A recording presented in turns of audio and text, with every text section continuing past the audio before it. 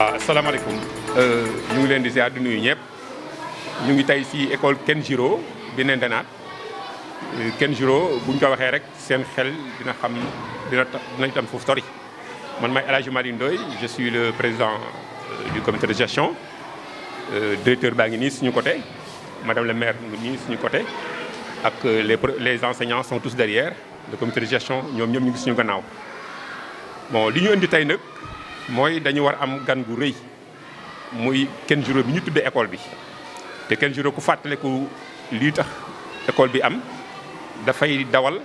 bokk ci pare Dakar yi jël ay ñetti yoon wala ñeenti yoon paie bi mu ñëwee ak lëngoo bi mu lëngoo ak waa Yoff yi xale yi mu ne ñii daal foog ma defal leen teraanga mu ne dinaa leen defal école boobu Issa Ndiaye moo fi ne mu financé ñu école bi école primaire. si jamono chaque fois bu ñëwee day agsi fii ànd ak ambassadeur ñëw Yoff alors école bi dem ba yàqu ñu reprendre école bi la mairie a repris l'école dans sa globalité totalement moo tax mu mel nii tey léegi nag Kenjiro dafa war a ñëw le 31 octobre bii bu ñëwee alors vraiment ànd ak l'ambassadeur ànd ak certainement des ministres yoo xamante ne ils sont liés parce que le ministre du sport il peut être lié le ministre des affaires étrangères même chose donc ñoon waa Yoff ñu bëgg ko teral ko pourquoi parce que dafa bëgg a jël école bi defal ko jumelage ak beneen école bu ne Japon pourquoi aussi parce que dafa jël ay xale fii 5 ba 6 élèves mu defal leen bourse 6e ba terminale et pour les suivre encore jusque doctorat sax wax na ko donc loolu jar na ñun waa Yoff aussi ñu def le maximum pour teeru ko wan que ne que ñun ñoo ñan madame le maire est là dinañ ko taxawal def ko citoyen d'honneur bu Yoff dinañ fexe defal ko teraanga joo xamante ne ji alors du ko fàtte parce que foofu ci Japon doom ji dafa yor benn télévision bu rëy alors dañu médiatiser affaire Yoff bi ba Yoff dafa siiw foofu te événement bi dañ koy def en direct ñun moo tax ñu bëgg ko def à 9h fii parce que ñoom en direct lañ koy def foofu donc kol nañu importance Yoff ñun nag bu ñu nangu ku ñu jam ñu bàyyi mu dem comme jam nañu nañ fayu nañu def tout pour que teraanga ñoom ñu yóbbu ko xam ne Yoff dafa lañ leen lii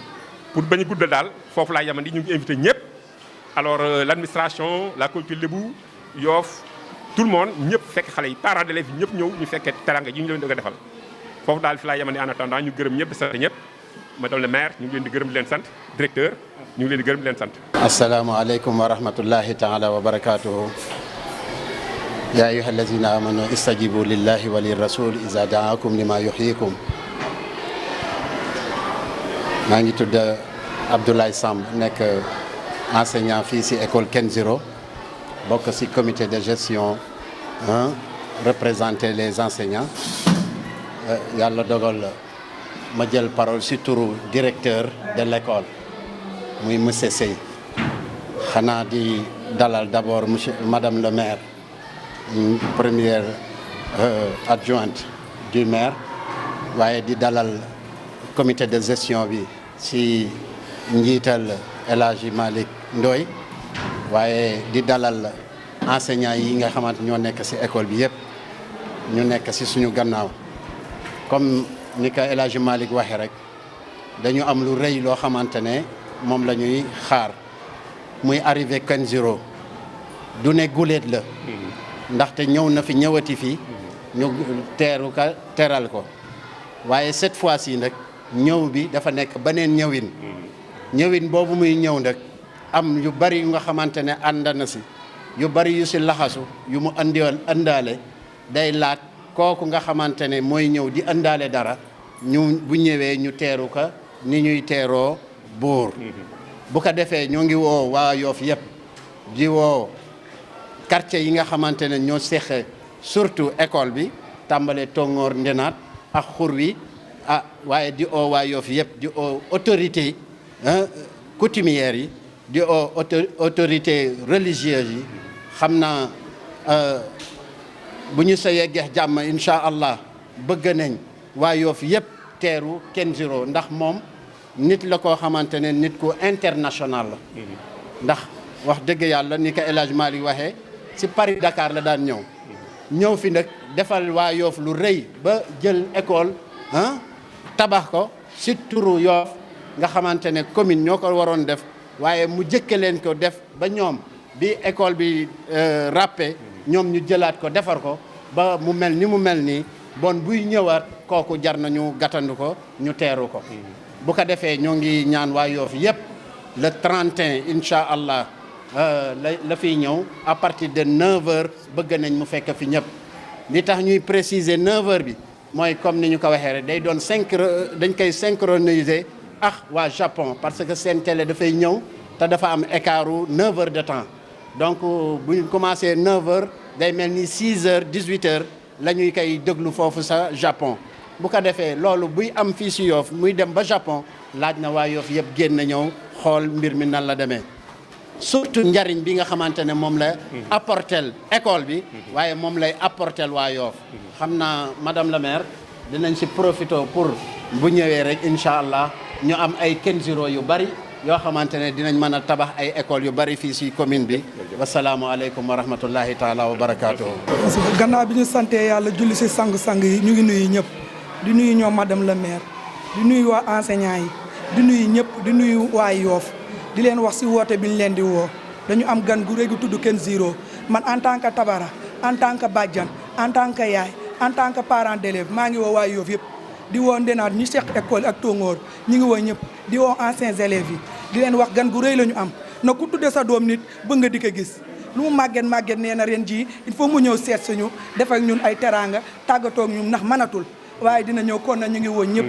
falaa mën a yom wasalaam. jërëjëf merci. asalaamaaleykum monsieur le directeur de l'école Kenziro asalaamaaleykum les chers enseignants asalaamaaleykum aussi sunu chers parents d'élèves ak mbooloo yi ñu fi fekk yëpp ak sunu kilifa yi ñu fi fekk man la Adja Gracé 3e adjointe au maire de la commune d'arrondissement de la commune de Yoff chargée de la commission sociale ak familiale maa ngi leen di nuyu yéen ñëpp di leen jox nuyoo monsieur le maire Seydina Issa Laye Samb jël nuyoo boobu da teg ci loxo madame Mbène Faye di première adjointe au maire chargée de tout ce qui est l'éducation mu jël nuyoo boobu tekk ci loxo Baye As mu joxal ñu ko mbooloo mi yëpp joxal ñu ko waa Yoff yëpp di kontaan bu baax aussi si ndaje bi ñu fi daje tey ndaje bi li ko waral mooy di teeru monsieur Kenziro bi nga xamante ne man yàlla dafa dogal fekk woon naa bi ñuy inauguré école bi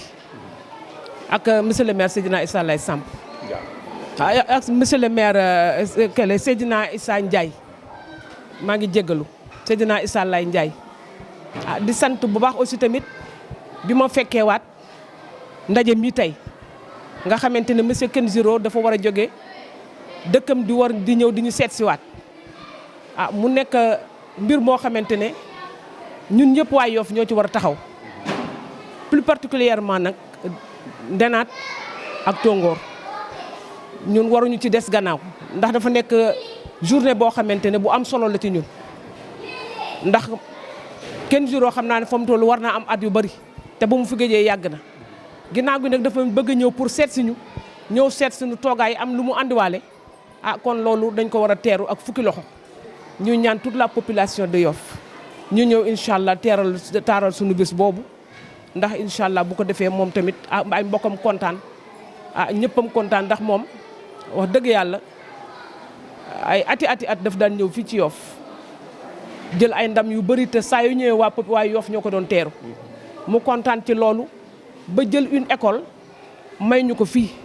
kon nag bu fii dellu siwaat dañ ko war a teeru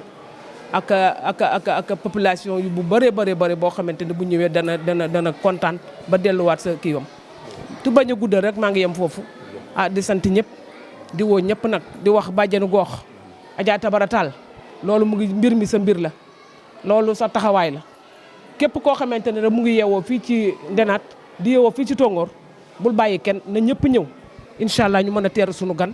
fa tabaarkàlla macha allah maa ngi jégalu ñëpp wasalaam ngeen baal maa ko. asalaamaaleykum mbooloo mi fi teew yëpp man la soxna Mbène Faye seen serviteur nekk la première adjointe au maire ñu dénk ma lépp loo xamante ni mi ngi jëm ci éducation formation ak état civil di nuyu waa Yoff yëpp nag waaye di jël nuyoo waa Yoff di ko teg ci xalif général des Layènes di ko ñaanal mu yàgg fi loolu te ànd ak wér di nuyu képp koo xam ne kilifa diine nga kilifa aada te yeewoo fii ci commune Yoff ñu di la nuyu di la jox nuyoo monsieur le maire Seydina Issa Laye Samb di yëkkati ay kàddu nag ci nuyoo ci turu monsieur le maire Seydina Issa Laye Samb pour wax ci bis bu am solo bii nga xamante ni moom la ñu jëm mu di le 31 octobre 2022 ki nga xamante ni moom moo di le parrain de l'école Kenjiro te defal Yoff lu rëy ndax ku ne xam na ne ku tàggat sa njaboot ci jàng ku tàggat sa njaboot ci lu leen di may xam-xam defal na la teraanga bu rëy ndax li gën a am solo si nit mooy nga dugal xam-xam ci boppam te yaakaar naa ni ci cadre boobu moom la ñu Kenjiro taxawu depuis 2002 ñu gis ne école bi commencé na ay milliers d'élèves jaar fii donc loolu yaakaar naa ni ku la ko defal na la teraanga bu rëy donc nag le 31 incha allah mu nekk occasion bu nga xamante ni ñun waa Yoff dañu war a teeru monsieur Kenjiro dañu war a teral monsieur Kenjiro mais dañ ko war a sargal ngir teraanga bi nga xamante ni defal nañu ko donc monsieur le maire Seydina Issa Laye Samb di ci woo képp ku nga xamante ni yaa ngi yeewoo Yoff ngir solo bis boobu noonu li mu rëy ci moom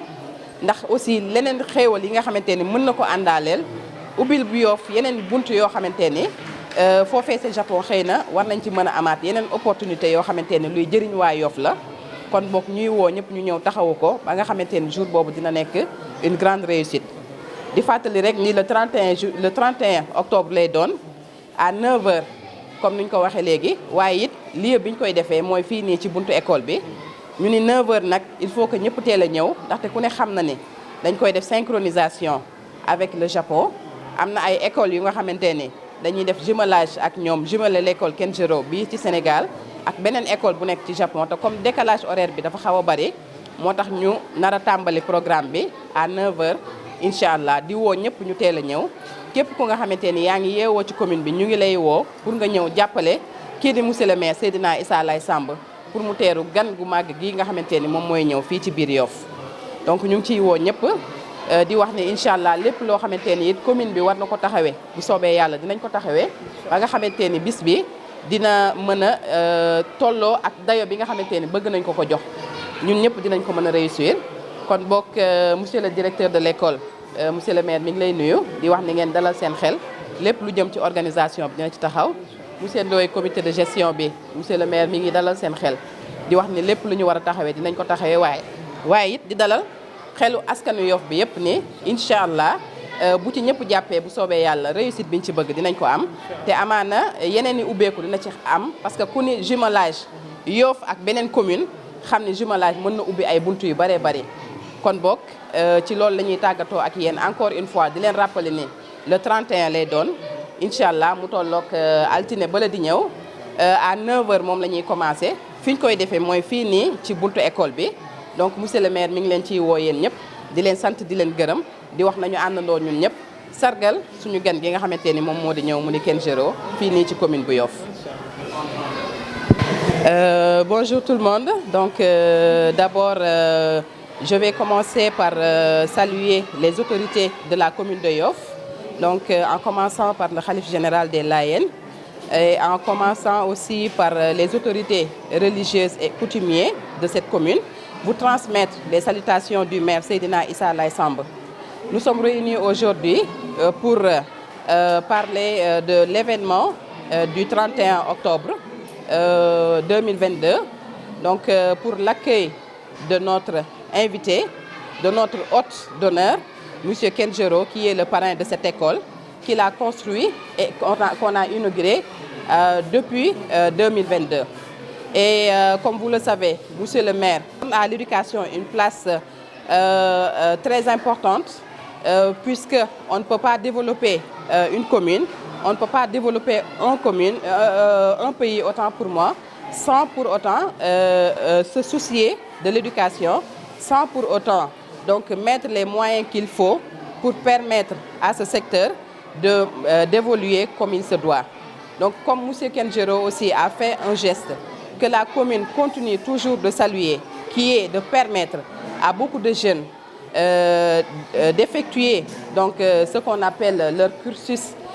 élémentaire. Et depuis 2002, on a constaté qu'il y a des milliers d'élèves qui sont passés par cette école-là. Donc on ne peut vraiment que remercier M. Kenjero de ce geste qu'il a fait pour la commune, de ce geste qu'il a fait pour les parents d'élèves, mais de ce geste qu'il a fait pour le maire, pour les maires qui sont passés ici, parce que c'est du ressort de l'État, mais c'est du ressort aussi des maires, de construire des écoles, de les entretenir, de permettre à tout un chacun qui est en âge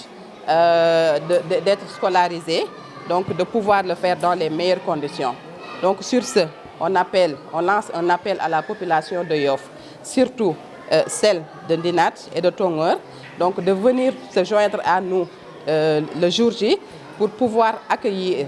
comme il se doit, pour pouvoir accueillir de la plus belle des manières notre hôte, M. Kenjero. Donc l'événement se déroulera, je le rappelle, le 31 Inch'Allah, donc à partir de 9 h, ici, dans les locaux de l'école. Merci beaucoup.